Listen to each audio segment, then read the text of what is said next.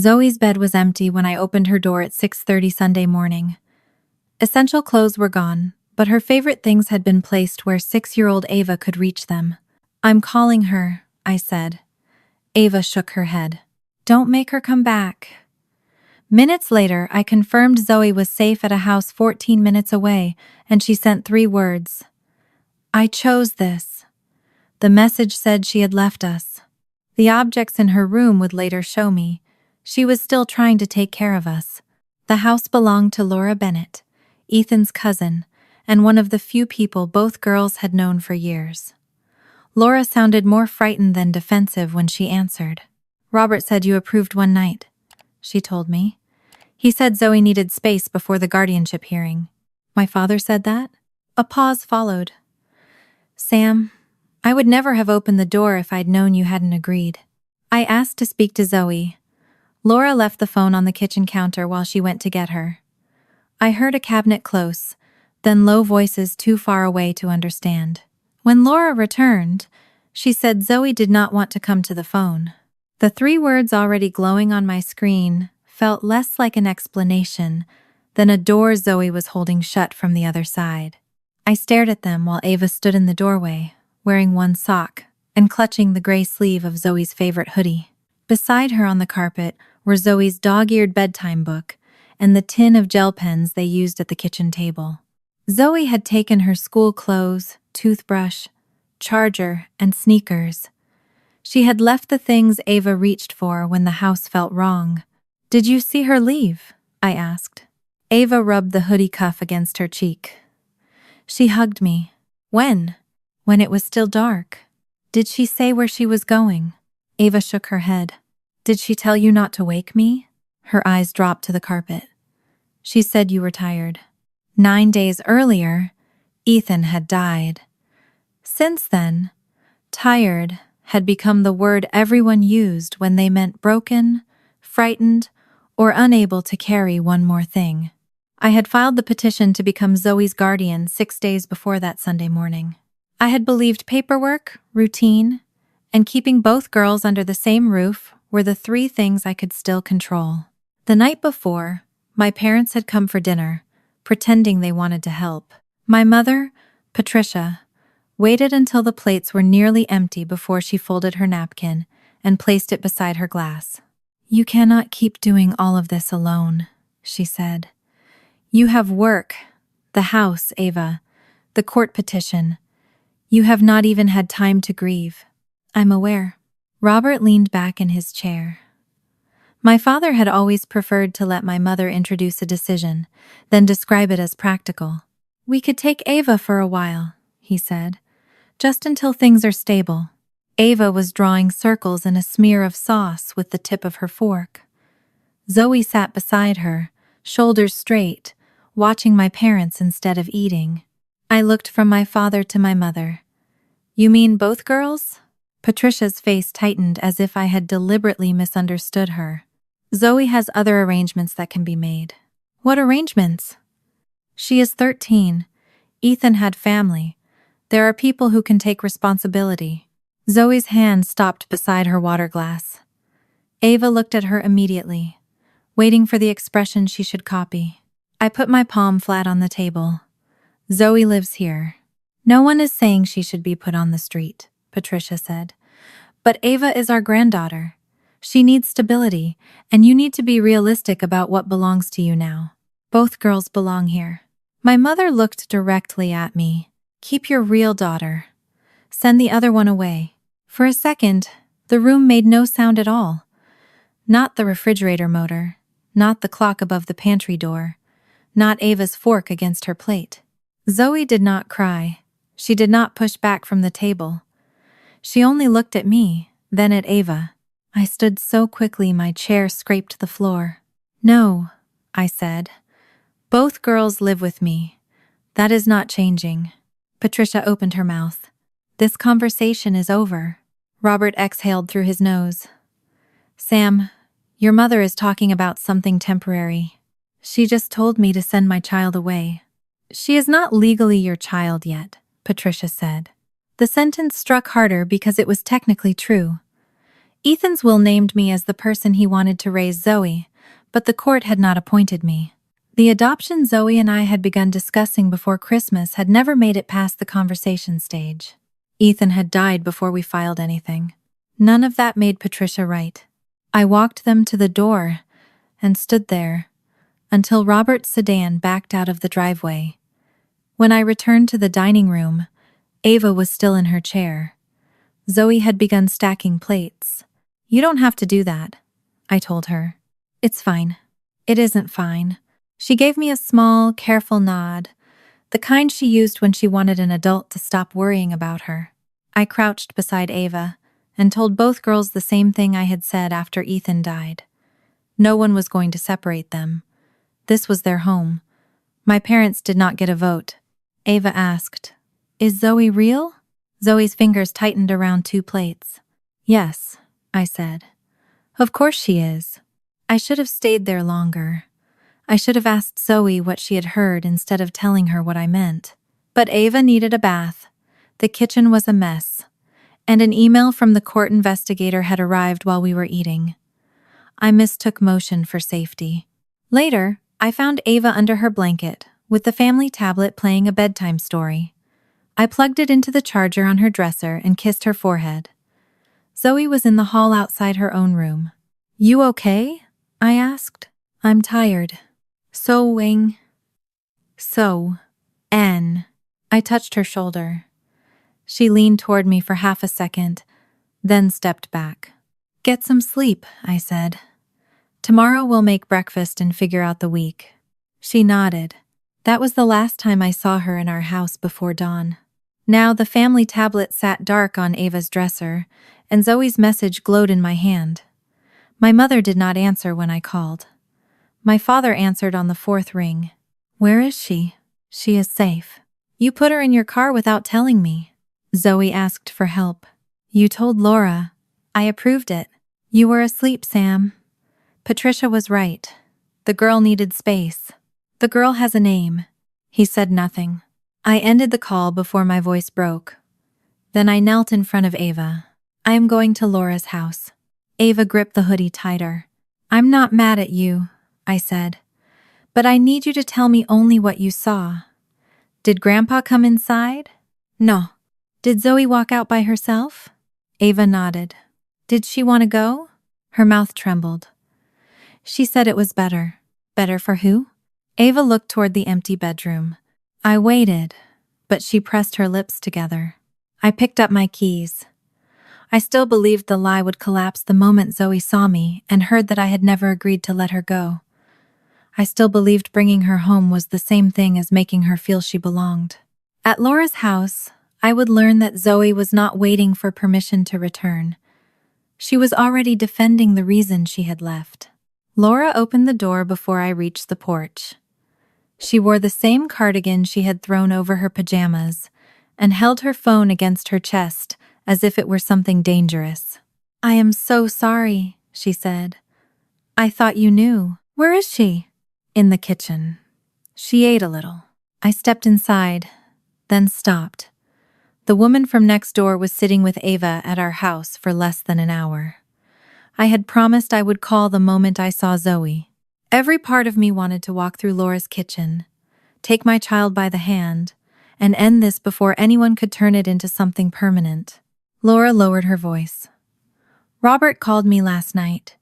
He said you needed one quiet night with Ava and that Zoe had asked to stay here. He said you had approved it." "I approved nothing." "I know that now." She unlocked her phone and showed me the message my father had sent before dawn. "Sam agreed to one night. Zoe needs somewhere calm until everyone can think clearly. I'll bring her over." My father had reduced taking a child from her home to 3 efficient sentences. No question mark. No request for confirmation. "Why didn't you call me?" "I sent you a message when they arrived. It was 5:30. I thought you were asleep." I remembered the missed notification buried beneath my calls to my parents and Laura that morning. It had said only, "Zoe is here and safe. Call when you wake up." Laura had not hidden Zoe. She had believed the lie she had been given. "I'm not blaming you," I said, though my voice was tight enough to make the words sound false. I need to speak to her alone. Laura nodded toward the kitchen. She knows you're here. Zoe sat at the table with a mug between both hands. Her backpack rested against the chair beside her. A small canvas bag sat on the floor near her shoes. I could see the top of a folded sweatshirt, her toiletry pouch, and the spine of a school notebook. She had packed for days, not for a new life. Her eyes moved to mine, then dropped to the mug. "Hi," she said. I had imagined this moment throughout the drive. I would tell her my father had lied. She would look surprised. I would tell her she had never been sent away, and whatever spell my parents had cast would break under the weight of the truth. Instead, I remained standing because sitting down felt too much like accepting that she belonged at Laura's table. Grandpa told Laura I approved this. Zoe's fingers tightened around the mug. "I know. You knew he was lying? He said you would understand after." "Understand what?" She did not answer. I pulled out the chair across from her. "Zoe, I told you last night that you were staying with me. I told my parents no. Nothing changed after you went upstairs. I changed it. No. 2 adults arranged a car and a place for you to go while I was asleep. I asked them to help." The control in her voice frightened me more than tears would have. Zoe had always gone still when she believed everyone else's feelings were more urgent than hers. "Did you want to leave?" I asked. "I chose to." "That is not the same answer." Her eyes lifted. "It is to me." Laura appeared in the doorway, then stopped. "Do you want me to leave?" Zoe looked at her before she looked at me. "You can stay close," I told Laura. "But I need to talk to her." Laura returned to the living room, leaving the door open. I leaned toward Zoe. "I filed the guardianship petition because Ethan wanted you with me, and because I want you with me. The court has not appointed me yet, but that does not give my parents the right to decide where you live." "I'm not saying they decided." "Then where do you want to live?" Her answer came too quickly. "Wherever Ava can be stable." I stared at her. "I asked what you want." "That is what I want." "No. You told me what you think Ava needs." Her mouth pressed into a thin line. "Do you want to live with Laura?" "Laura is nice." "That was not my question. School is still the same from here." Laura had told her that, or my parents had. Someone had gone through the practical details with a child who had lost her father 9 days earlier and presented logistics as proof that she had made a mature decision. "Your room is at home," I said. "Your school things are there. Ava is there. I am there. That's why I left most of it." The sentence made my chest tighten. "You left because you expected to come back?" "I left because I didn't need everything." "Sue." She looked past me toward the hallway. I lowered my voice. "Did Grandma tell you I wanted you gone?" "No." "Did she tell you I had changed my mind?" "No." "Did she tell you Ava would be better without you?" Her face changed for less than a second. Not surprise. Recognition. Then, the careful expression returned. "I'm not talking about Grandma. You are using her words. You don't know what she said." "Then tell me." "I said I chose this." Her voice shook on the last word. She took a breath and held it until the shaking stopped. I wanted to reach across the table. I also knew that if I touched her while she was fighting to keep control, she might interpret comfort as another kind of pressure. So I left my hands where she could see them. "You are 13, I said. "You do not have to solve what happens to this family." "I'm not solving anything." "You packed before dawn, left things for Ava, and got into Grandpa's car without waking me." Her gaze sharpened. "Don't question Ava about it." I asked her what she saw. "She didn't do anything wrong." "I know. She was asleep when I left." It was the first thing Zoe had said that did not match what I knew. Ava had told me about the hug. I could have challenged her. I could have said Ava was awake and watched her reaction. Instead, I understood that Zoe was not lying to protect herself. She was protecting Ava from being drawn into the argument. I stood and walked to the counter because I needed distance from the urge to force an answer. "Pack your bag," I said. You're coming home. Sue rose too. No. The word was quiet, but Laura heard it from the other room. You don't get to decide this based on something my mother said to you. You're not my guardian yet. The fact landed between us with my mother's voice behind it. Ethan's will nominated me. My petition was pending. I had cared for Zoe every day for years, signed school forms when Ethan was traveling, sat through fevers, parent conferences, nightmares, and the terrible silence after we told the girls he was dead.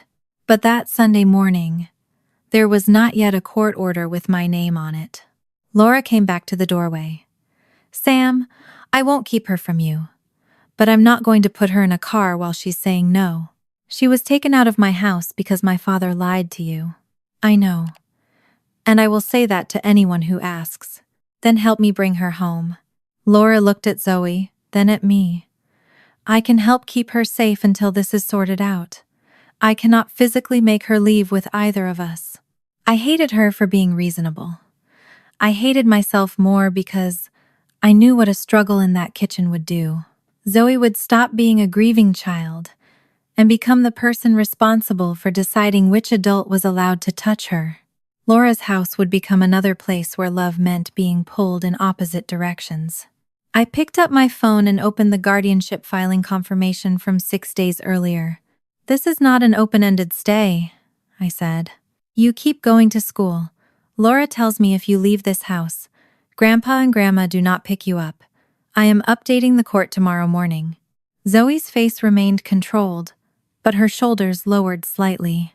I wasn't planning to skip school. I know. I have my laptop. I saw. And my charger. I know what you packed. Her eyes moved toward the canvas bag. I softened my voice. You packed like you were trying to make this easy for everyone. She looked at me again. Maybe it should be. What should be? The house. Everything. Without you? She looked down. I waited, but she would not answer. Laura agreed to drive Zoe to school and keep her routine unchanged. I forwarded her the filing number, Ethan's will, and the investigator's contact information. None of it gave Laura authority. None of it gave me the appointment I was still waiting for.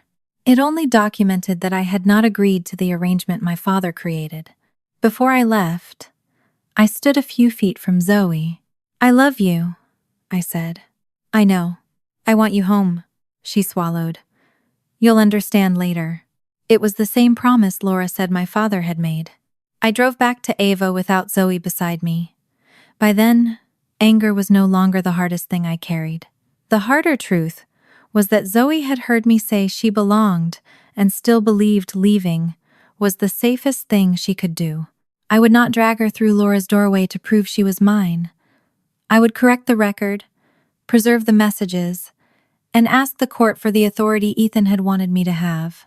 Then I would find out who had taught my child to answer every question about her own life with Ava's name. By Monday morning, I had reduced Zoe's departure to 4 facts that no one could make fit together. I had never consented. My father had arranged a pickup before dawn. Zoe had packed only enough for a short stay.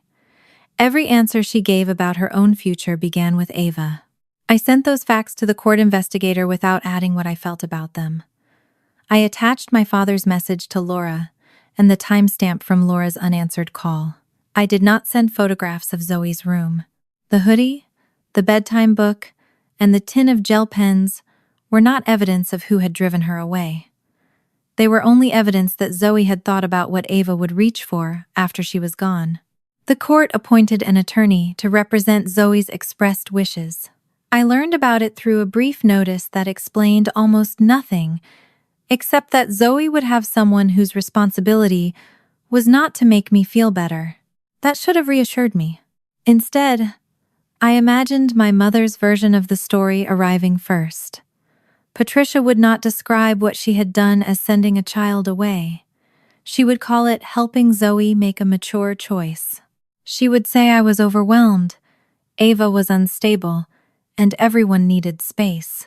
Every cruel decision my mother had ever made sounded reasonable after she replaced the people involved with words like stability and responsibility.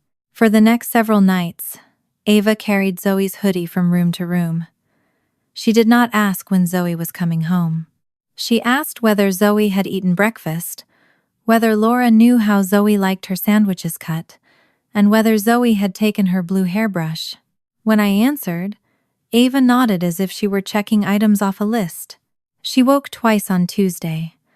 The first time, she stood beside my bed holding the bedtime book Zoe had left. The second time, she asked me to sit on the floor beside her until she fell asleep. By Wednesday afternoon, I had convinced myself I knew what Zoe needed to hear. Laura agreed to let us speak in her backyard after school. She remained inside, close enough for Zoe to find her if she wanted the conversation to end. Zoe sat on the edge of a wooden bench, with her backpack between her feet. She was still attending the same school, turning in assignments, and answering teachers with the composed politeness adults often mistake for resilience. I sat beside her, but left space between us. "How's Ava?" she asked. It was the first question she asked every time we spoke. "She misses you." Zoe looked toward the fence. "She'll adjust." "She shouldn't have to adjust to losing you." "She lost Dad. She can handle me staying somewhere else for a while." The way she placed those losses beside each other made my stomach tighten. "You are not another loss she should have to survive." "I'm not gone. You left before she woke up." Her eyes flicked toward me. She was awake. I waited. Zoe realized what she had admitted and looked down at her hands. "She told me you hugged her," I said. "I didn't want her waking you." "Why?" "You needed sleep. That was not your decision to make." "I know." "No, Zoe, I don't think you do." She stood and walked to the far end of the small yard. A row of rosemary bushes bordered the fence, and she brushed her fingers over one without seeming to notice. I followed, but stopped several feet away. "You left her the hoodie," I said. "And the book. And the pens. She likes them. You use that hoodie every day." "I have another one." "That book was Ethan's." Her shoulders rose, then settled. "Ava falls asleep faster when someone reads it." "Someone meaning you." "She knows most of the words." The answer was so practical that I almost missed what she had done. Zoe had not left behind random favorite possessions because she was uncertain or careless. She had selected the things that could perform small pieces of her job after she was gone. The hoodie could comfort Ava. The book could replace Zoe's voice at bedtime. The pens could keep Ava occupied at the kitchen table while I answered calls or filled out forms. Zoe had packed herself out of the house and left substitutes behind. "Ava has slept in my room every night," I said. "She asks about you constantly, even when she is trying not to." Zoe's face closed. I should have stopped there. Instead, I reached for the argument that felt most undeniable. "Your sister needs you." The words had barely left my mouth when Zoe stepped farther away from me. "That's exactly why she has to learn." "Learn what?" "How to be okay without me." "She is 6. And I'm 13. You are both children. Then stop asking me to take care of her." "I'm not asking you to take care of her. I'm telling you she loves you." "You said she cannot sleep." "Because she misses you." "You said she cannot settle." "I said this is hurting her. And you came here to make that my responsibility." The sharpness in her voice startled me. Until then, Zoe had defended leaving without sounding angry. Now the anger was visible, and I had put it there. "I came here because I want you home." "Why?" The question was quiet. "Because you are my daughter." Or because Ava needs me. Those are not the same thing. They keep sounding like the same thing. I opened my mouth, but no answer arrived quickly enough. Zoe looked away first.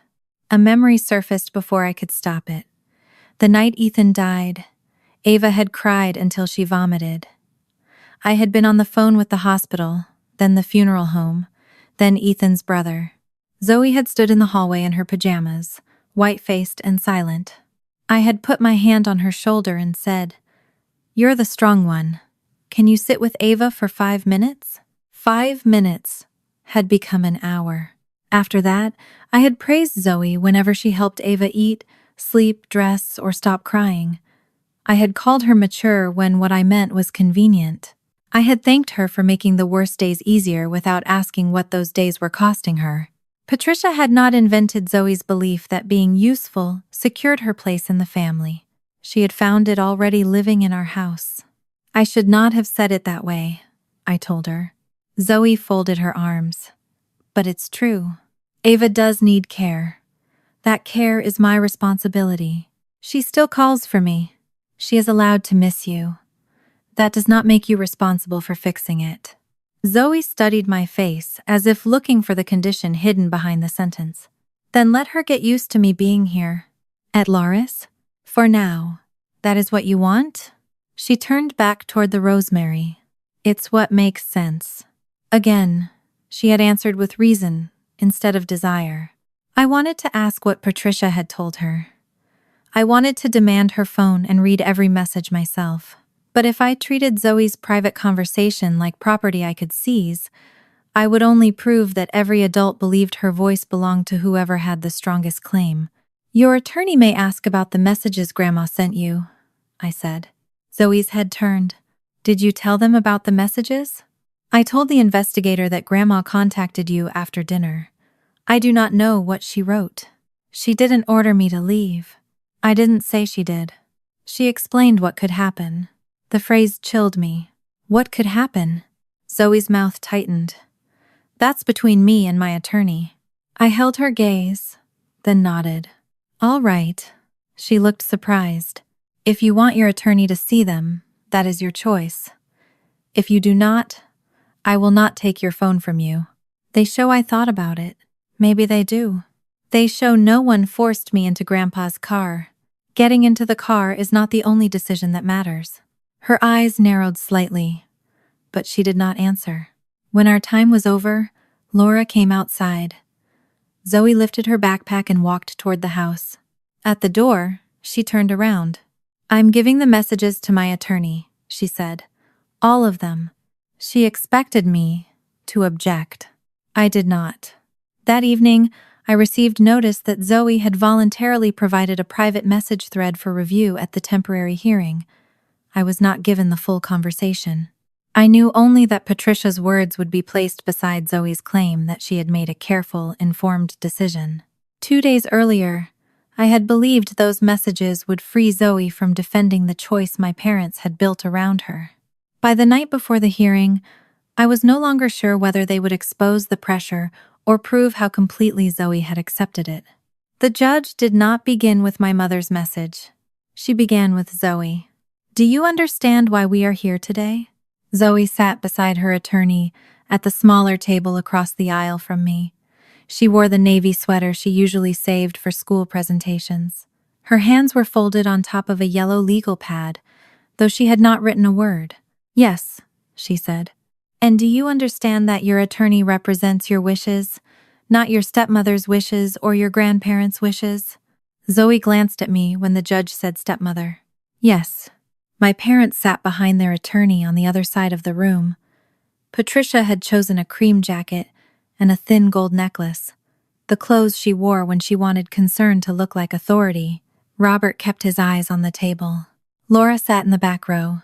She had already submitted the message, in which my father claimed I had approved Zoe's stay. She had also confirmed that she would continue taking Zoe to the same school and would follow whatever temporary arrangement the court ordered. The judge asked me whether I had consented to Zoe leaving my home. No. Did you know she planned to leave? No.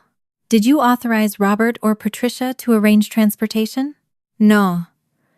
My mother shifted in her chair. Her attorney stood and said Zoe had not been abducted, threatened, or physically forced. He said she had independently asked for help after hearing a family disagreement about her living arrangements. The judge looked at him. A 13-year-old leaving before dawn is not made independent simply because she opened the car door herself. Patricia's mouth tightened. The judge then asked Zoe's attorney whether the private messages had been reviewed with Zoe's permission. They have, Your Honor. Does Zoe consent to the court reviewing them for today's temporary placement decision? Zoe's attorney leaned close to her. Zoe listened, then nodded. Yes, she said. A printed copy was given to the judge. I had not been allowed to see it beforehand. The thread belonged to Zoe, and her attorney had decided which portions were relevant. I watched the judge read in silence. The first page did not change her expression. On the second, her eyes stopped moving. She returned to a sentence near the top, then looked toward my mother. Patricia, did you write that Samantha was already struggling to care for both girls? My mother stood. I said she was grieving and exhausted. That was true. Did Samantha tell you she wanted Zoe to leave? No, but she was not thinking clearly. The judge looked down again. Did Samantha tell you that Ava might be removed from her care if Zoe remained in the home? Patricia's confidence faltered. No one said it was certain. That was not my question. My mother clasped her hands in front of her. I was explaining possible consequences. The judge read another section. My mother had told Zoe that Ava's sleep problems and fear were signs the household was becoming unstable. She had written that court investigators would notice. She had written that if adults believed I could not manage both children, Ava might be placed elsewhere while everything was sorted out. Then came the sentence that made my fingers go cold. Sometimes loving someone means leaving before your presence costs them more. Zoe stared at the yellow pad. The judge continued. Patricia had told her she was old enough to make a responsible decision. She had told her not to create a dramatic goodbye because Ava would cry and make it harder. She had told her to take only what she needed, so the arrangement would look temporary and calm. My mother had not ordered Zoe into a car. She had built a hallway with only one door and praised Zoe for walking through it. The judge raised her eyes. Why was a 13-year-old told her little sister would suffer if she stayed? No one answered immediately. My mother looked at Zoe, not at the judge. I was trying to protect both children. By telling one child that the other might lose her mother because of her presence? That is not how I phrased it. The phrasing is in front of me. Patricia drew a breath. Zoe was already worried about Ava. I did not create that concern. I felt the truth inside her answer before I could defend myself against it. She had not created it. She had found it. The judge turned to me. Did Zoe regularly assist with Ava's care? I could have minimized it. I could have said sisters helped each other. I could have protected my petition by presenting our home as balanced and uncomplicated. Instead, I thought about the night Ethan died and the hour I had asked Zoe to hold together because I could not. She helped more than she should have, I said. My mother's attorney looked up. The judge waited. After Ethan died, I leaned on her. I continued. I called her strong when I should have asked whether she was frightened. I let her calm Ava because she was good at it. That was my mistake. It was not permission for anyone to tell her Ava's future depended on whether she stayed. Zoe looked at me then. Her face did not soften, but something in her expression changed. She had expected me to deny the part that made my mother's lie believable. The judge asked whether I had ever told Zoe she had to leave, so I could keep Ava. Never. Did you ask your parents to take Ava? No. Did you agree to any temporary separation? No. Robert was asked about the message he sent Laura. He admitted he had written that I approved one night. Why? The judge asked. He rubbed his thumb along the edge of the table. Patricia said Samantha would understand once everyone had calmed down. You represented consent that did not exist. I was trying to avoid a scene. You avoided a scene by removing a child from her home while her caregiver slept. Robert lowered his eyes. The judge returned to Zoe. Did your grandmother tell you that you had to leave? No. Did she tell you Ava would definitely be removed if you stayed? No. Did you believe it could happen? Zoe's answer was almost inaudible. Yes. Did that belief affect your decision? Her attorney touched one finger to the edge of the legal pad, not directing her, only reminding her that she could take time. Zoe swallowed. I didn't want Ava to lose Mom too. The words entered the room and left no place for my parents' language about temporary space or stability. Zoe had already lost Ethan. Ava had already lost Ethan. My mother had taken the worst thing that had happened to them and made Zoe believe she could cause it to happen again. I wanted to cross the aisle. I stayed seated. The judge ruled that the record did not support treating Zoe's departure as a fully voluntary placement. My parents were ordered not to arrange transportation, contact caregivers, or communicate privately with Zoe about where she should live while the guardianship petition was pending. That should have felt like victory. Then the judge addressed the question of where Zoe would sleep that night. My attorney asked for her immediate return to my home. Zoe's attorney requested a short continuation of the current arrangement. Zoe was physically safe, attending school, and asking not to be moved that day. Forcing her from Laura's house immediately after exposing the messages could make her feel that her wishes mattered only when adults found them convenient. Every instinct in me resisted. My parents had created the separation. Allowing it to continue felt like rewarding them. The judge asked me whether I could accept a temporary transition plan that included daily contact, no private communication from my parents, and another review after Zoe had time to speak with her attorney. I looked at Zoe. She was not looking at Patricia anymore. She was watching me. If I demanded that she come home immediately, I could tell myself I was restoring what my parents had stolen. Zoe might hear something else. She might hear that every adult still believed the answer to fear was taking control of her body and moving her somewhere. I can accept a short transition, I said, as long as she knows the door is open. The judge nodded. Patricia tried to speak. The judge stopped her. This is not a finding that your intervention was justified. It is an effort to avoid placing the burden of today's conflict back onto the child. The temporary order was entered. Zoe would remain with Laura for several more days. I would have scheduled contact. My parents would have none. Outside the courtroom, Robert approached me first. We never meant to hurt her. I stepped between him and Zoe without touching either of them. You told Laura I agreed. He looked toward Patricia, as if the answer might still be hers.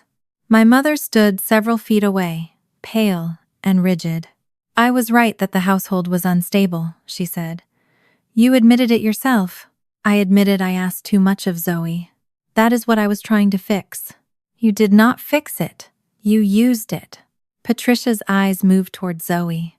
Zoe's attorney led her toward a quieter section of the hallway before my mother could address her. I did not follow until Zoe's attorney signaled that she was ready.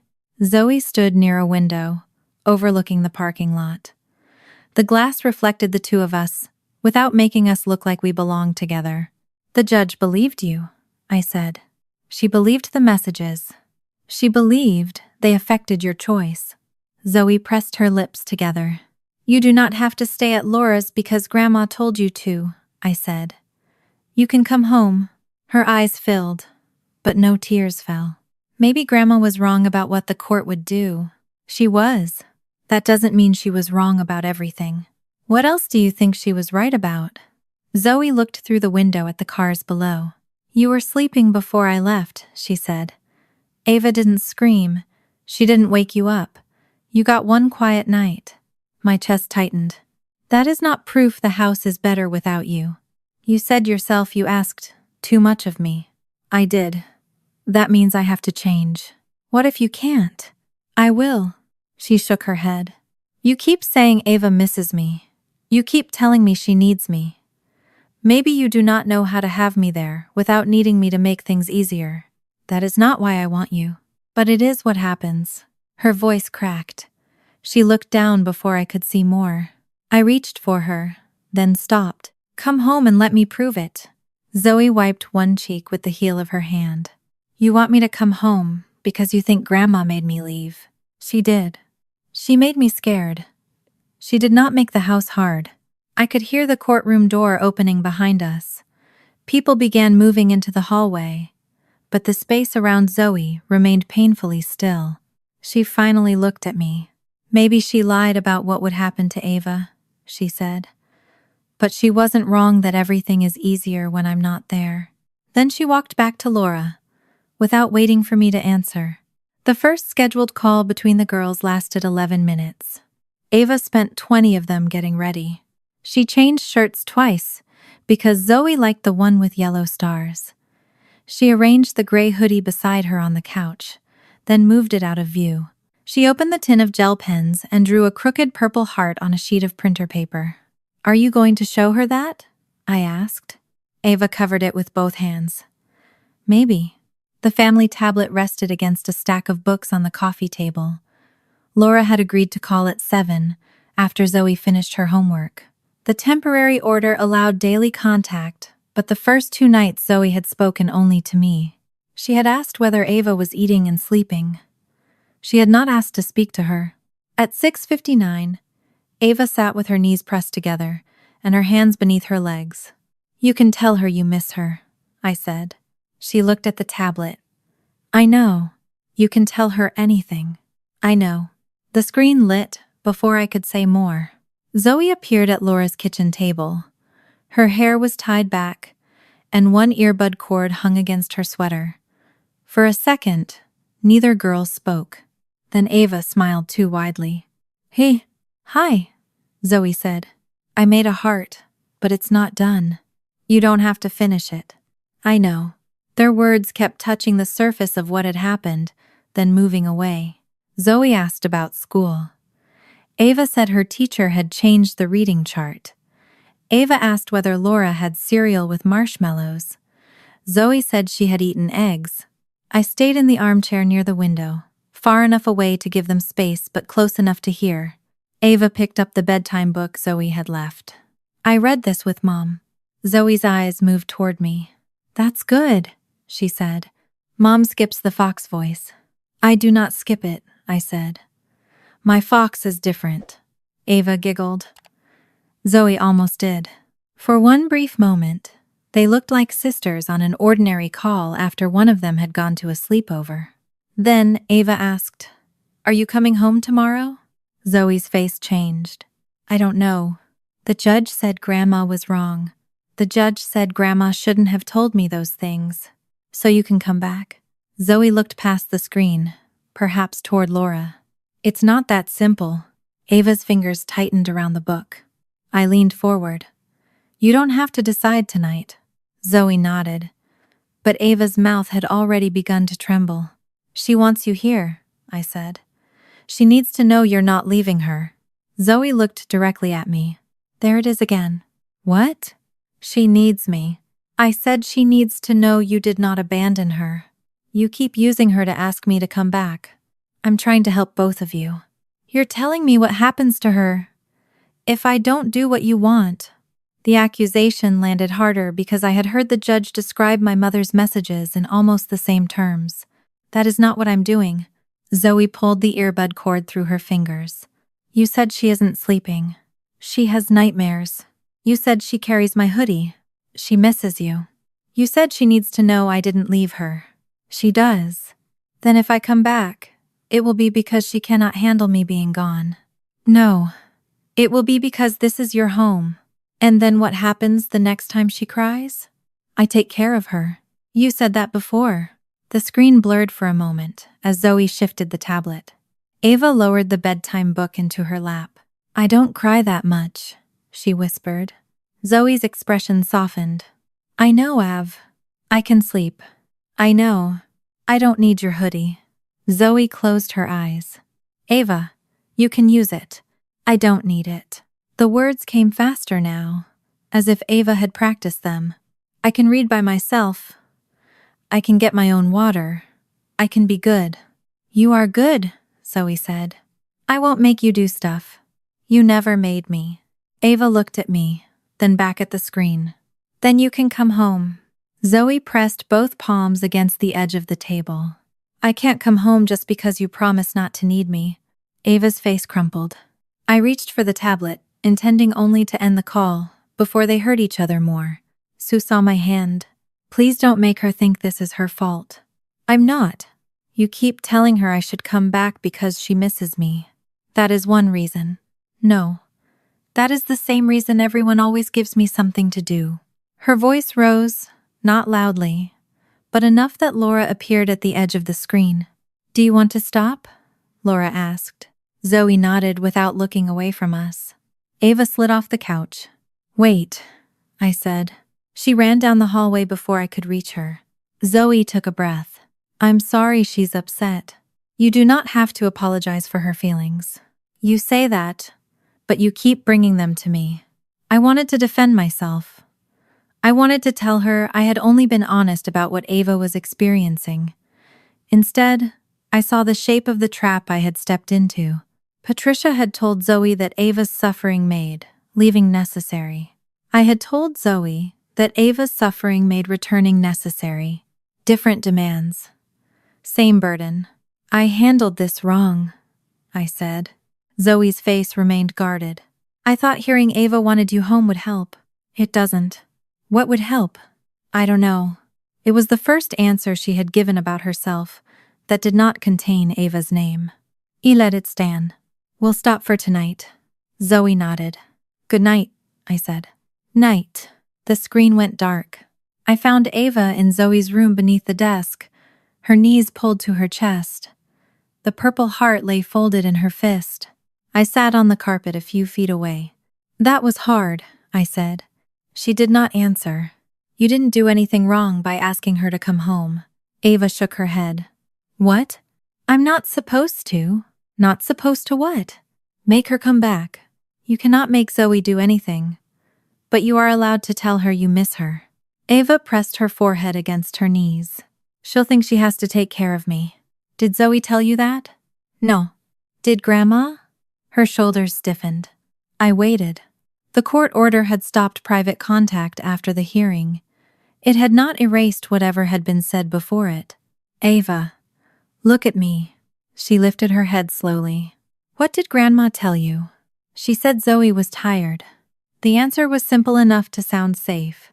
Tired of what? Ava glanced toward the empty bed. Taking care of everybody. Did Grandma say Zoe wanted to leave? Ava nodded. Did Zoe tell you that herself? No. What else did Grandma say? Ava began smoothing the folded heart against her knee. She said if I cried, Zoe would come back. Because Zoe loves you? Ava nodded again. And that would be bad? Her lower lip trembled. She needs a place where nobody needs her anymore. The sentence did not belong in a 6-year-old's mouth. It carried the same polished shape as Patricia's messages to Zoe. Love meant leaving. Stability meant silence.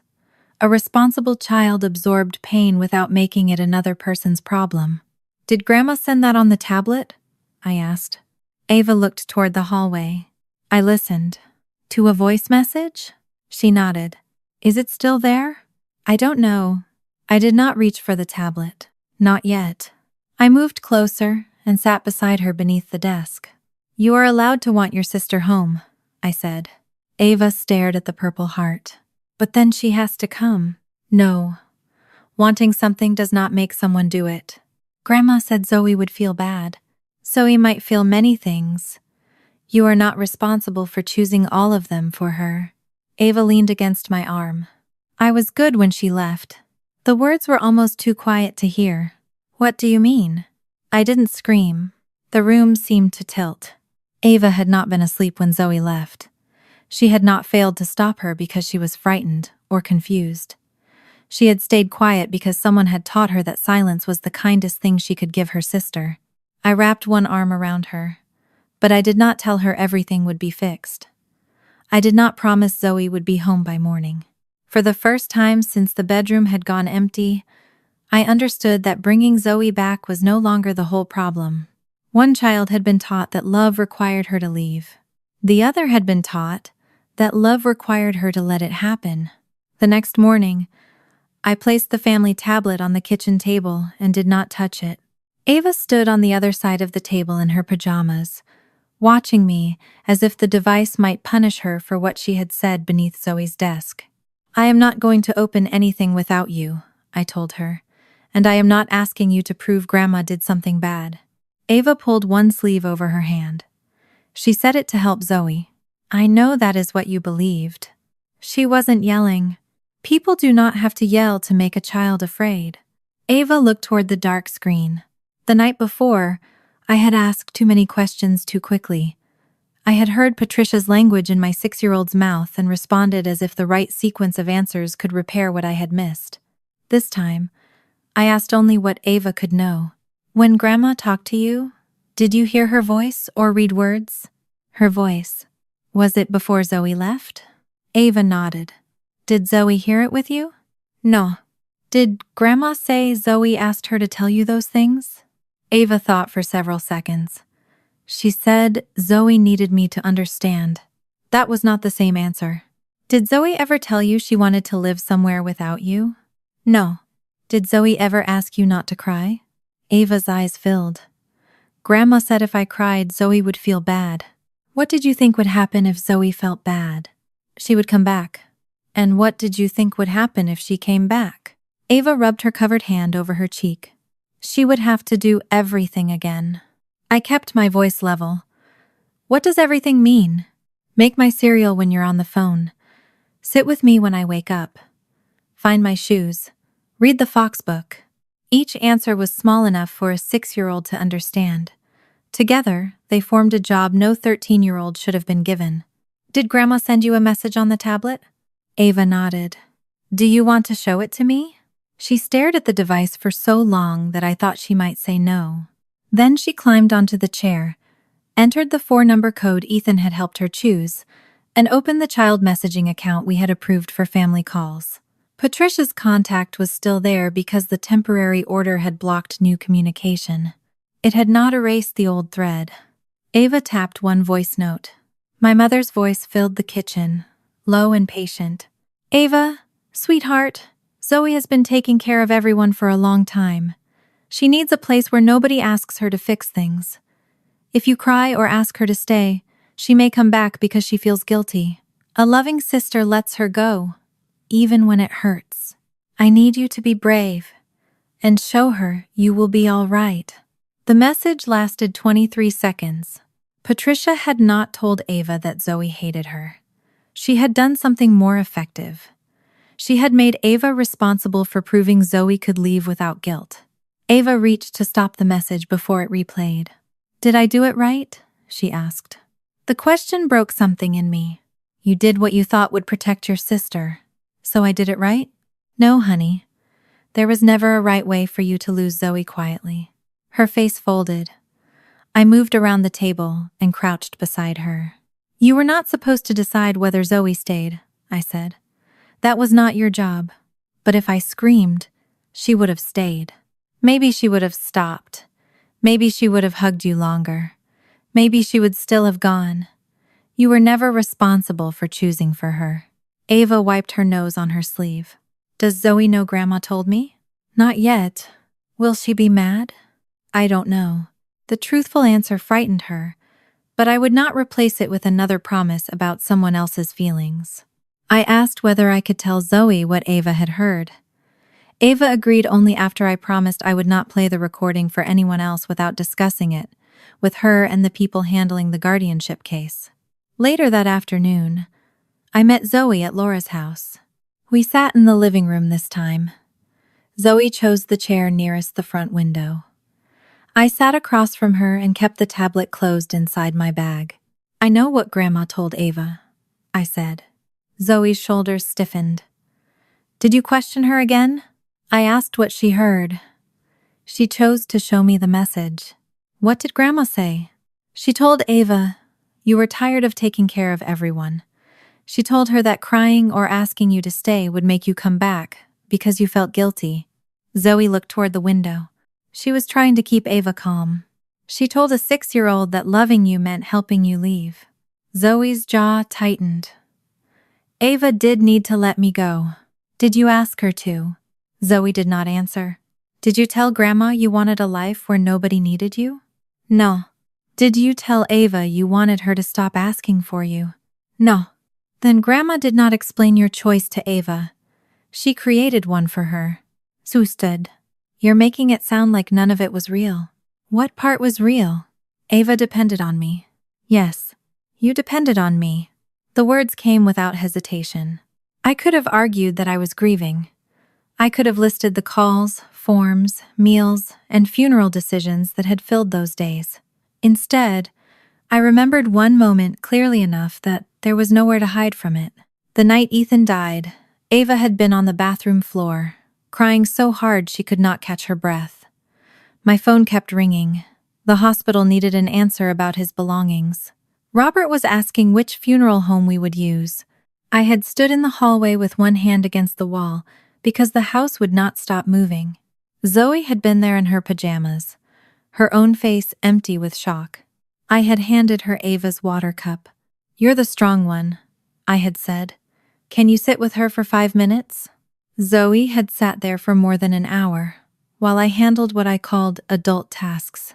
No one had handled Zoe. "I did depend on you," I said. "Too much." She crossed her arms. "I praised you for being strong, because your strength made my life easier. I let you calm Ava, when I should have been the one carrying both of you. Grandma used that. She did not invent the imbalance in our house." Zoe's eyes filled with anger. "So she was right. She was right that I failed you in that way. She was wrong that the answer was removing you. You keep separating those things because it helps you. I am separating them because one is my responsibility, and the other was her decision. You said I belonged. Then every time Ava fell apart, you looked for me. I know. You said I was your daughter. Then you treated me like another adult. I know." Her voice rose. "Stop saying you know now." I let the silence remain. Zoe turned away from me and pressed both hands against the windowsill. "Ava never asked you to leave," I said carefully. "She thought you wanted to go. She believed asking you to stay would trap you." Zoe's head lifted. "What?" "She did not stay quiet because she was fine. She stayed quiet because Grandma told her a good sister would let you go." Zoe faced me. "She was awake?" "Yes." "She told you that?" "Yes." "I told her not to wake you. I thought she understood. She thought you needed to escape from her." Zoe covered her mouth with one hand. For several seconds she said nothing. Then the shock changed into something harder. She watched me leave. She was 6 and following instructions. She could have said something. She believed silence was helping you. Zoe dropped her hand. "She let me walk out." The accusation was unfair. It was also the first time Zoe had allowed herself to be angry at someone younger and more vulnerable than she was. I did not correct it. "Ava is angry too," I said. "At me?" "She thinks you left without telling her the truth." "I was protecting her." "So was she." Zoe laughed once, without humor. "Everyone keeps saying they were protecting someone." I had no defense against that. That evening, Ava asked to speak to Zoe. I checked with Zoe first. She agreed to a short call. When Zoe appeared on the tablet, neither girl smiled. Ava held the folded purple heart in both hands. "Mom said you didn't want to leave," she said. Zoe looked at me. "I said I never wanted to. That doesn't mean I know if I want to come back." Ava's face tightened. "Then why did you go?" "Because I thought you could lose, Mom. I didn't ask you to. You didn't stop me. I was being good." "That doesn't make sense. Grandma said you wanted nobody to need you." "I never said that. You left me your stuff like you were done with us." "I left it because I knew you would need it." "I didn't want your stuff. I wanted you." Zoe looked away from the screen. "And I wanted you to say that before I got in the car." Ava began to cry. Zoe's eyes filled too, but she did not soften the words. "You made me think you were okay. You made me think you didn't want me." I almost interrupted. Every instinct told me to explain that both girls had been manipulated and neither was responsible. But explanation would have returned them to the calm silence Patricia had built. So I did not rescue either of them from the anger. The call ended without an apology, a promise, or an embrace through the screen. Afterward, Zoe sent me one message. "I never wanted to leave. I still don't know if I want to come back." For the first time, I understood that truth alone would not reunite us. We needed a way to speak without deciding what someone else needed, feared, or should sacrifice. And I had to learn that rule before I could ask either girl to follow it. I wrote 3 sentences on a sheet of printer paper and placed it between the girls. Say only what you know. Say only what you want. Do not decide what the other person should do. Zoe read them without touching the page. Ava sounded out the second sentence beneath her breath. then looked at me. Does that mean I can't ask her to come home? You can say you want her home, I said. You cannot say she has to come home because you are sad. Ava frowned. But I am sad. You are allowed to be. Zoe shifted in her chair. We were sitting in Laura's living room on Saturday afternoon. Laura had taken a book to the back porch, leaving the glass door open so Zoe could see her. No attorney, judge, or grandparent was in the room. I had asked Laura to remain nearby because Zoe still needed to know she could end the conversation without following me anywhere. Ava sat beside me on the couch. Zoe had chosen the armchair across from us. The distance between the girls was less than 6 feet. It felt larger than the 14 minutes between Laura's house and ours. I don't know what I'm supposed to say, Zoe said. That may be because you are used to answering for Ava, I said. Her expression hardened. I almost added that I was not criticizing her. The explanation rose automatically, ready to protect her from being angry with me. I let it go. Zoe looked back at the paper. What if what I want hurts her? Then she may feel hurt. Ava's eyes widened. And no one fixes it? Zoe asked. We listen. We make sure everyone is safe. We do not change your answer just because someone dislikes it. That sounds easy when you say it. It will not be easy. Ava picked at a loose thread on the couch cushion. Can Zoe go first? Zoe shook her head. You asked to talk. I didn't ask. Mom did. She asked because you wanted to. Ava looked at me. This was the moment when I usually translated. I would have told Zoe that Ava had been frightened to ask. I would have told Ava that Zoe was not rejecting her. Both explanations might have been true. Neither belonged to me. I arranged the visit, I said. You both agreed to be here. The rest is yours. Ava looked unhappy with that answer. She slid off the couch and walked to the coffee table. The folded purple heart was in her pocket. She took it out, smoothed the creases, and placed it near the paper. I made that before our call, she said. Zoe studied it. I know. You didn't see it. I saw it when you dropped it. Ava pushed the drawing toward her, but not far enough for Zoe to reach. I was going to write "come home." Zoe's hands tightened in her lap. But I didn't, Ava continued. Because Grandma said if I wanted you back, you would think you had to come. Zoe glanced at me. I kept my face still. Ava touched one corner of the paper. I do want you back. Zoe looked at the purple heart instead of her sister. Okay, that's all? What do you want me to say? I don't know. The disappointment in Ava's voice made me want to offer a sentence Zoe could use. I pressed my palms against my knees. Ava's chin trembled. I want you at breakfast, she said. And I want you to sit by me when we watch the baking show. Zoe's eyes lifted. And I want you to read the Fox book right, Ava added. I don't want to read it every night. Ava stared at her. Zoe swallowed, but she did not take the words back. Sometimes, Ava said. Sometimes is different. You could say yes sometimes. I could. Ava looked down at the thread she had pulled from the cushion. You said I didn't stop you. Zoe leaned back in the chair. I was angry. Were you lying? No. Ava's face tightened again. Zoe looked toward the open patio door, but Laura did not move from her chair outside. I wanted you to say something, Zoe said. I thought if you asked me not to go, then maybe Grandma was wrong. But Grandma told me not to. I didn't know that. I didn't know what she told you either. The girls fell silent. The urge to summarize was almost unbearable. I wanted to tell them that neither had failed the other. I wanted to place the blame neatly on Patricia so the girls could turn toward each other without anger. But Zoe had wanted Ava to stop her. Ava had watched Zoe leave. Those experiences remained true, even after we understood why. Ava wiped her face with both hands. I'm mad you went. Zoe's jaw tightened. I'm mad you didn't wake Mom.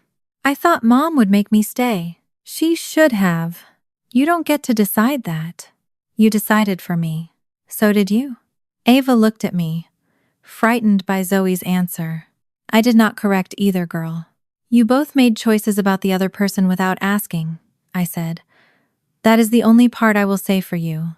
Zoe gave a short laugh. You made choices too? Yes. Ava looked between us. What did Mom choose? Zoe answered before I could.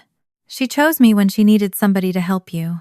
The sentence was sharper than anything Zoe had said at the hearing. Ava turned to me. I felt the old instinct to defend the circumstances. Ethan had just died. I had been overwhelmed. Zoe had always been good with Ava. All of those facts would have made my failure sound reasonable. She is right, I said. Zoe looked surprised. I relied on her when I should have found another way, I continued. I cannot change those nights. I can change what happens next. How? Zoe asked. By not making you the first person responsible when Ava is upset. What if she calls me? You can answer if you want to.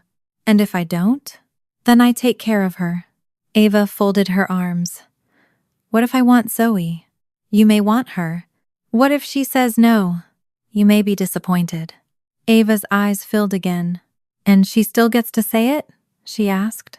Yes. That's not fair. It may not feel fair. Zoe watched Ava carefully. See? Ava said to her.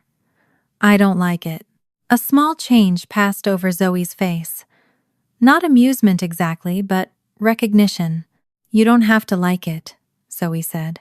Ava kicked one heel against the couch. I still want you home. Zoe looked down at the rules. I'm scared if I come back, everything will go back too. Everything what? Ava asked. Everybody looking for me when you're sad. I can look for Mom. You say that now. Ava's mouth opened. I raised one hand, not to silence her, but to stop myself from stepping in. Zoe continued. I don't want to come home and find out the only thing that changed is Grandma can't text us. The sentence was not an accusation against Ava alone. It belonged to me too. You should not come back because I promise everything will be easy, I said. It will not be. Ava will still ask for you. You may still want to help her. I may still make mistakes. Then how do I know it will be different? You test it. Zoe looked at me. Not by moving home tonight, I said. Come for part of a day. Keep your own plans. Say no to something. Leave at the time we agree on, even if Ava asks you to stay. Ava sat upright. She would leave again? She would visit and then return to Laura's, because that would be the plan. I don't want that. I know. Zoe studied Ava's face. If I came Saturday, she said, I could leave after dinner. Ava shook her head immediately. After bedtime. Zoe looked at the rules. I want to leave after dinner. Ava's lower lip pushed forward. No one rushed to repair the moment. After several seconds, Ava said, Could we watch one baking show? Zoe glanced at her. One. And you sit by me? I can sit on the couch. I'm not promising where. Ava sighed with the exhausted irritation of a child who had discovered that negotiation was less satisfying than being promised everything. Fine. Zoe reached forward and pulled the purple heart across the table. The movement was small, but Ava noticed. You can keep it, she said. Zoe folded it once along the existing crease and placed it beside her. This is not me saying I'm coming home, she said. I know, Ava replied, though her voice showed that knowing and accepting were not the same. When the visit ended, Zoe walked us to Laura's door. Next Saturday, she said. I nodded. Noon until after dinner. If I want to leave early, I can. Yes. If Ava cries, that doesn't change the time. No. Ava wrapped both arms around her own waist. She did not ask Zoe to promise anything else. As we walked toward the car, she whispered, I wanted her to say she missed me. I know. Did she? That is a question for Zoe. Ava frowned at me, but she did not turn back. Behind us, Zoe remained in Laura's doorway with the purple heart in her hand. She had not agreed to return home. She had agreed to enter it long enough to discover whether she could leave again without losing her place inside it. Zoe arrived at noon, carrying only her phone and the purple heart Ava had drawn. No backpack, no overnight clothes, nothing that could turn the visit into a return before she chose one. Laura waited at the curb until Zoe reached the porch. I opened the door but did not step outside to take her hand or her coat. "You can leave whenever you want," I said. "You can call Laura yourself, or I can drive you back." Zoe looked past me into the house. "After dinner was the plan.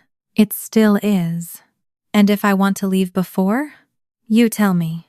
Ava appeared at the end of the hallway, wearing the yellow star shirt she had chosen for their first call. She stopped when she saw Zoe. For several seconds, neither girl moved. Then Ava said, "The baking show starts at 1. "I remember," Zoe replied. Ava nodded, as if they had completed an important agreement. Zoe entered without hugging either of us. She paused beside the stairs and looked toward her bedroom. The door was open. I had changed nothing inside except the sheets. Her remaining clothes were still in the closet. The hoodie was folded on her pillow, because Ava had finally agreed to stop carrying it through the house. "You can go in," I said. "I know." She walked past the room. Ava followed her into the kitchen and began explaining the lunch I had made. She told Zoe which sandwiches had mustard, which apple slices were hers, and where I had put the napkins. "I can see them," Zoe said. Ava fell quiet. I placed the plates on the table. "You do not have to manage lunch," I told Ava. "I'm not." She sat beside Zoe before Zoe could choose another chair. Zoe noticed, but did not move. The meal was almost painfully normal. Ava talked about a classmate who had glued 2 worksheets together. Zoe corrected the name of a character in the book Ava's class was reading. I asked Zoe about a science assignment and accepted her one-sentence answer. No one mentioned Patricia, the hearing, or the night Zoe left. At 12:45, Ava carried both plates to the sink. "I can take mine," Zoe said. "I'm already doing it." "You don't have to." "I know." The plate slipped from Ava's hands and struck the bottom of the sink. It did not break, but the noise made all 3 of us flinch. "I'm fine," Ava said immediately. No one had asked. Zoe looked at me. I rinsed the plates and placed them in the dishwasher. "The couch is ready whenever you are." Ava ran ahead to arrange 2 cushions. She left the middle seat open for Zoe and sat at one end. Zoe chose the other end. I sat in the armchair. The baking show began with bright music and contestants opening boxes of ingredients. Ava watched Zoe more often than the screen. Each time Zoe laughed or reacted, Ava copied her a second later. When the first commercial started, Ava stood. "I can get drinks." "I'll do it," I said. "I know where everything is." "So do I." She hesitated, then returned to the couch. Zoe noticed. "You can get your own drink if you want," I told Ava. "You do not need to bring one for everyone." Ava went to the kitchen and returned with 1 juice box. She looked pleased with herself until she saw Zoe had no drink. "Do you want water?" she asked. "No thanks." Ava sat down again. The second challenge required the contestants to make something they remembered from childhood. One woman held up a metal whisk and said her father had taught her to cook before she was tall enough to reach the counter. Ava stopped chewing the straw of her juice box. On the screen, the contestant laughed as she described standing on a chair beside her father. Ethan used to lift Ava onto the kitchen counter while he made pancakes. Zoe would measure the flour because Ava always poured too much. Ava turned toward Zoe. "Dad let me crack the eggs." Zoe kept her eyes on the screen. "You got shells in them." He said shells were crunchy. "He said that so you wouldn't cry." Ava smiled, but it disappeared almost immediately. "Do you remember the blue bowl?" "Yes. Mom put it in the top cabinet." "I know. Dad said we could use it when we made pancakes again." Zoe pressed her thumb against the edge of the purple heart in her lap. The contestant on television began talking about how she still heard her father's instructions whenever she cooked. Ava's breathing changed. I recognized the small, quick breaths she took before crying. I set my mug down and moved closer. Ava reached for Zoe first. "Can you sit by me?" Zoe went still. "You are sitting by her," I said before I could stop myself. Zoe looked at me. The sentence had carried the old meaning. Ava was upset. Zoe was present. Therefore, Zoe should move closer and make it better. I corrected myself. "You can answer her." Zoe looked at Ava's hand, stretched across the cushion. "No," she said. Ava's face crumpled. "I just want you here. I am here. Not over there." Zoe folded the purple heart once along its crease. "I don't want to be the one who makes you stop crying." Ava began to sob. The sound hit every weak place in me. For a moment, the easiest answer was obvious. I could have asked Zoe to move one cushion closer. I could have called it a small kindness. I could have said it was only this once because Ethan was gone and the television had surprised us. Zoe watched me, waiting to see which promise mattered more. I turned off the television. Then I sat on the floor in front of Ava. "You miss Dad," I said. She covered her face. "I want Sue." "I know. Make her sit here." "I will not make her." Ava kicked the edge of the couch. "That's mean. You can be angry with me. I'm angry with her. You can be angry with her too." Ava looked around my shoulder at Zoe. Zoe's face was pale, but she stayed where she was. "She doesn't care," Ava said. Zoe flinched. I did not answer for her. I held out my hands. Ava refused them at first. She curled against the arm of the couch and cried into the cushion. I stayed on the floor. After several minutes, she slid down beside me. I wrapped my arms around her only after she leaned into me. "I wanted Dad to see the pancakes," she said. "I know. He said next Saturday." "I remember. It never got to be next Saturday." "No." Her crying changed from sharp sobs to quieter breaths. I rubbed her back and let the grief remain grief. I did not turn it into a reason for Zoe to come closer. Across the room, Zoe unfolded the purple heart and smoothed it against her knee. When Ava could breathe normally again, she looked at her sister. "I'm still mad." Zoe nodded.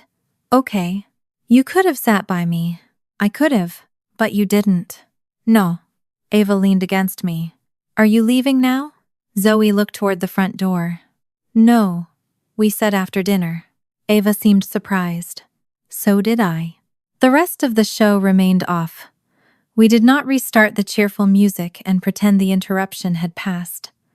Ava colored at the coffee table. Zoe sat in the armchair and scrolled through her phone. They were in the same room without repairing each other. Later, Zoe went upstairs alone. I heard her bedroom door open, then the closet. I stayed in the kitchen and did not follow. When she returned, she was wearing the gray hoodie. Ava looked up from her drawing. "You can keep it," she said. "It's mine." "I know." The answer contained a small disappointment, but Ava returned to coloring. At dinner, Zoe chose the chair across from Ava instead of beside her. Ava complained about the distance once, then asked whether Zoe wanted peas. "No." Ava passed the bowl to me instead. No one praised either girl for being mature. After we ate, I drove Zoe back to Laura's. Ava stood on the porch, but did not ask to come with us. At the car, Zoe opened the passenger door, then stopped. "You didn't ask me to help her." "I wanted to." "I know. I almost did." Zoe looked down at the hoodie sleeves covering her wrists. "She cried longer with you." "Yes. I could have stopped it faster." "Probably." She waited for me to add that this was why I needed her. I did not. "Are you going to tell the court I did well today?" she asked. "This was not a test you had to pass." "It felt like one." "That is my fault. I called it a visit, but I needed to know whether I could act differently when things became difficult. And I did one thing differently. One thing isn't enough." "No." She got into the car. During the drive, she watched houses pass without speaking. When we reached Laura's street, she did not immediately unfasten her seatbelt. "I don't want the judge to order me back all at once," she said. "I will not ask for that." "You could." "I know. If I come back, I want to know I can still go to Laura's sometimes. We can discuss that. And I don't want Ava coming into my room whenever she wants. All right. I'm not giving you all the rules now. I know. Zoe looked at me, almost irritated by the answer. I want to talk again, she said. Just us first. Then Ava. About coming home? About what coming home would mean. Laura's porch light came on. Zoe opened the door and stepped out, wearing the hoodie she had left behind for Ava. She had said no, watched her sister cry, and remained through dinner. For the first time, Home had asked something difficult of her without demanding that she disappear to prove she loved us. Zoe asked to have the next conversation in her bedroom. She arrived Sunday afternoon and went upstairs before taking off her shoes. I followed her, but Ava stayed at the kitchen table with the family tablet and a bowl of apple slices. She knew Zoe wanted to speak with me first. She did not like it, but she had agreed. Zoe stood in the center of her room wearing the gray hoodie. Her closet door was open. The shelves held the clothes she had left behind, arranged exactly as they had been the morning I found her bed empty. I don't want this room changed, she said. I haven't changed it. I mean if I come back. The words were careful. Not when. If. All right. And Ava can't come in without knocking. All right. She knocks now, but then she opens the door before I answer. I'll enforce the difference. Zoe looked at the bed. I don't want you telling her to ask me things because you think I'll say yes to her. I won't. And if she wakes up at night, you go first. Yes. She can still come to me sometimes. If you invite her, Zoe frowned. Or if she asks and I say yes, that too. She sat on the edge of the bed. I stayed near the door. You're agreeing too fast, she said. I don't want to argue you out of the things you need. What if what I need is to stay with Laura? My throat tightened. Then we discuss what that means. You wouldn't fight it? I would tell you I want you home. I would still listen. Zoe pulled one sleeve over her hand. I want to come home, she said. I just don't want to become the reason everything works again. There was no relief in her face. She had finally said what she wanted, and the wanting itself frightened her. You are not responsible for making this house work, I said. You say that now. I know words are not enough. What happens when you have work and Ava is crying and dinner is burning? I handle one thing badly at a time. Zoe almost smiled. Then her expression closed again. You could ask someone else for help. I already changed my schedule for the next few weeks. Ava's after-school program has space until 6. Laura said she can be an emergency contact if she is comfortable continuing. None of that depends on you. Zoe looked toward the doorway. You arranged that without telling me? I arranged care for Ava, not a plan for you. She nodded slowly. I don't want to move everything back at once. We can start with 2 nights. Not school nights. Friday and Saturday? And I go back to Laura's Sunday even if it goes well. Yes. You won't call it running away. No. Zoe studied my face. You really think I might come back and leave again? I think you need to know leaving after an agreed visit is not the same as disappearing. She looked down at her hands. I hated that Ava was quiet. I know. I wanted her to stop me. I know. And then I got mad because she didn't. You were allowed to be mad. She was 6. That does not erase what you felt. Zoe pressed her palms together. Can she come up now? I went downstairs. Ava was sitting exactly where I had left her, but the apple slices had been rearranged into a circle around the bowl. Zoe wants to talk. Is she staying? That is something she needs to tell you.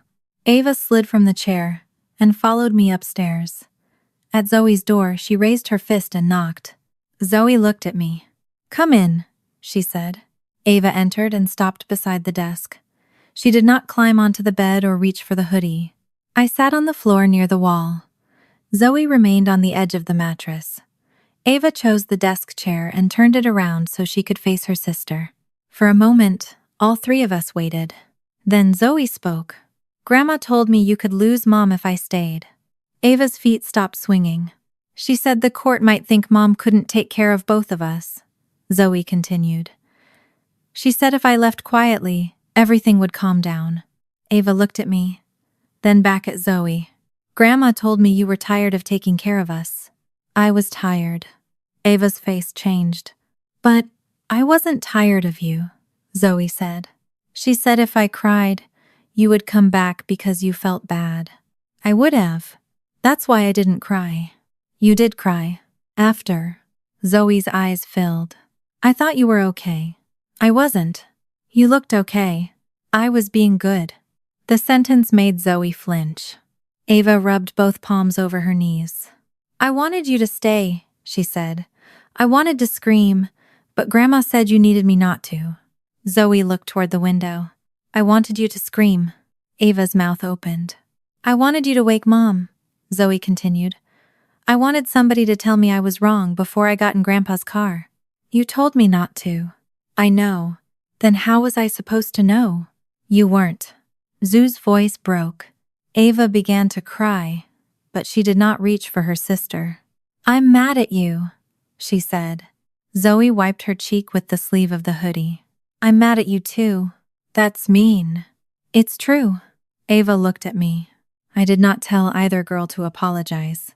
Zoe leaned forward. I'm mad because you let me think you didn't care if I left. I did care. You didn't say it. You told me not to. I know. Ava kicked one foot against the chair leg.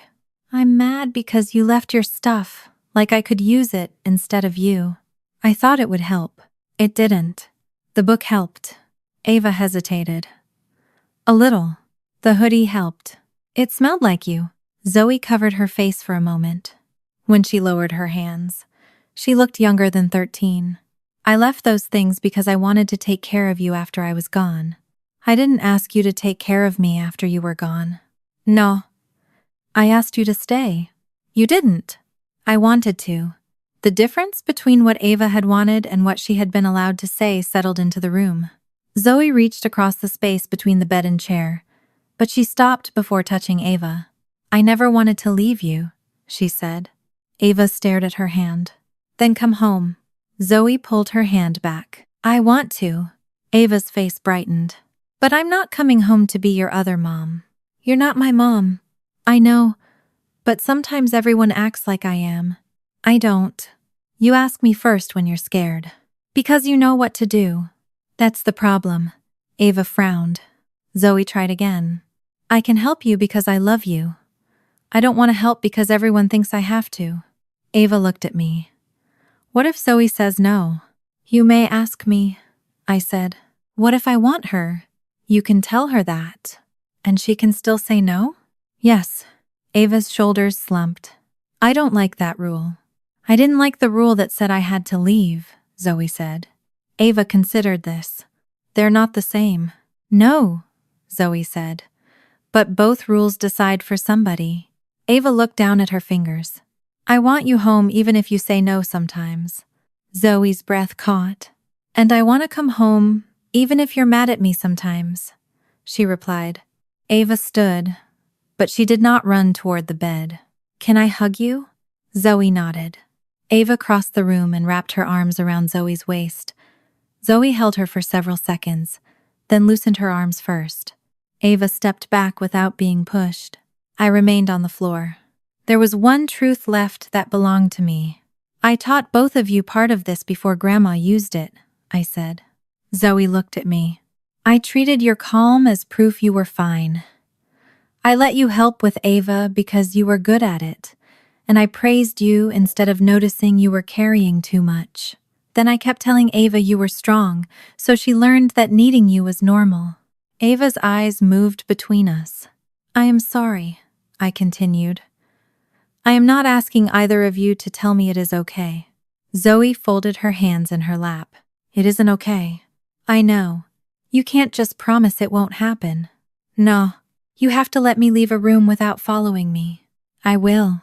You have to believe me when I say no. I will practice. And if I stay at Laura's sometimes, Ava can't act like I'm disappearing. Ava opened her mouth. Zoe looked at her. I'll tell you before I go, she said. And I'll tell you when I'm coming back. Ava nodded. 2 nights, Zoe said to me. Friday and Saturday. Then I go back to Laura's Sunday. That is the plan. If it works, maybe the next week I stay longer. All right. Ava climbed onto the bed beside Zoe, leaving a few inches between them. So, you're coming home Friday? For 2 nights. Because I want you? Zoe looked at her. No. Because I want to. Ava thought about that answer, then nodded. It was not the reunion I had once imagined. No one promised never to leave. No one promised never to disappoint anyone again. Zoe chose the house knowing Ava would still need things she might refuse to give. Ava chose her sister knowing love would not always sound like yes. And for the first time, neither girl had to disappear for the other one to feel chosen. The final guardianship hearing lasted less than an hour. By then, the court had the messages Patricia sent Zoe, the voice note she sent Ava, Robert's false statement to Laura, and the reports from Zoe's attorney about the gradual visits home. There was no new revelation waiting in the courtroom. The question was no longer whether my parents had interfered. It was whether I had shown that I understood what their interference had exposed. The judge asked Zoe where she wanted to live. Zoe sat beside her attorney and answered without looking at me. With Samantha and Ava, the words were simple. They did not erase the weeks at Laura's, or the reason Zoe had needed them. The judge asked whether anyone had pressured her to give that answer. No. Do you expect Samantha to solve every problem immediately? Zoe glanced toward me then. No. A few people in the room smiled. I did not. Zoe was not making a joke.